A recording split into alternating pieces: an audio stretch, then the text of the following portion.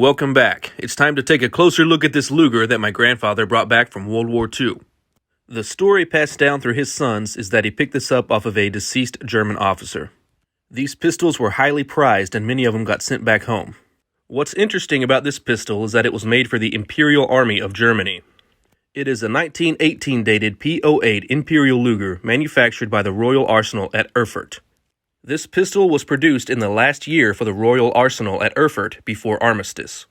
So as you may have already guessed, this pistol was produced at the tail end of World War I. Another interesting thing about this pistol, and after a thorough inspection, shows that it has all matching numbers. And for a pistol of this age, I thought it was quite fascinating. The Erfurts are the most proofed models of parabellums. There are inspector marks, proof marks all over this thing in a variety of crowned stamps. Along with the serial number and the last two digits of the serial number you'll see on about every single part of this pistol. Here is the thumb safety marked gesichert, which means safe in German. Now when I said this thing had all matching numbers, yes, I did mean the magazine too. And as I've read, that's kind of a big deal for collectors. Now before I show you close-ups of all the exposed stamps on this pistol, let's go over some of the other pieces that came with it. This is the takedown tool that was in the holster when my grandfather picked it up. As you can imagine, a lot of these were lost on the way home. Now, the holster itself is kind of a mystery. It's marked Otto Sindel, Berlin, 1941, and that stamp below is the police acceptance stamp. Now, the pistol itself does not have a German police stamp on it. It is only covered by the original stamps and proofs from its time at Erfurt. However, there are two RC stamps that I'll talk about here in just a minute. This Luger has a 4-inch or 100mm barrel, and the rear sight is a fixed V-cut, and the front is a dovetail sight. Now, let's grab these toggles and rack it open. Beautiful. Now, I'm not trying to disappoint anybody, but we're not going to fire this pistol in this video, although I'm sure it is perfectly capable. For now, let's get some close-ups of all of the stamps like I promised.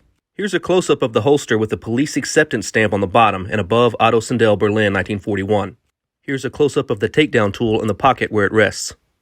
Here we see the Erfurt stamp with the crown, the last two digits of the serial number, and a proof stamp above that. As I said before, these Erfurts are covered in markings. Here we see 3 German military receiver proofs, and next to them is the Erfurt military and acceptance proof. This acceptance proof is the Imperial Eagle with the Cross of Peace and the Bar of Justice. Now underneath the barrel we see the matching serial numbers plus an 883, which is the barrel gauge. Now you may have noticed that on the top of the receiver in front of the barrel there's a flat notch machined out.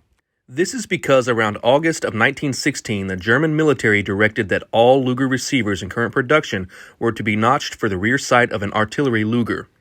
Erfurt seemed to follow this directive while DWM mostly ignored it on the standard 4-inch barrel models. And here were just a couple close-ups of the stock lug. Here's a close-up of the iconic Luger trigger with its own little stamp. Now this pistol does have an RC proof on the barrel and the receiver, which indicates that it had an Arsenal repair, refurbish, or modification. These grips appear to be walnut, although I know sometimes birch was used. Now, just for sake of comparison, I put this Luger next to a 1911 A1 US pistol.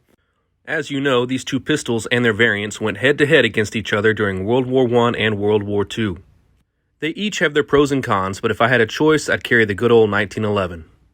Now, to summarize, this pistol is an Erfurt 1918 produced pistol. It has all matching numbers, including the magazine, but it does have the 2 RC stamps, meaning that it was re-arsenaled sometime in the past. When it was picked up, it was inside of the Otto Sindel Berlin 1941 holster with the police acceptance stamp. I'm not sure how this pistol and that holster crossed paths, but if you have any ideas as to why, or if you have any questions about the stamps or anything else that I have on this pistol, or if you have any clarification or helpful information about this pistol that I may have missed, or if I've said anything incorrectly, please don't hesitate to leave a comment below and just let me know. Now, I know I've said this about other World War II weapons, but if this pistol could talk, I wonder what kind of story it could tell. I'd like to know the first person it was given to, where it went after the World War I armistice was signed. Who carried it during World War II, and how did it end up in that particular holster? The answers to these questions, and of course the small details, are often lost to history. Thank you all so much for watching this video about the pistol that my grandfather brought back from World War II.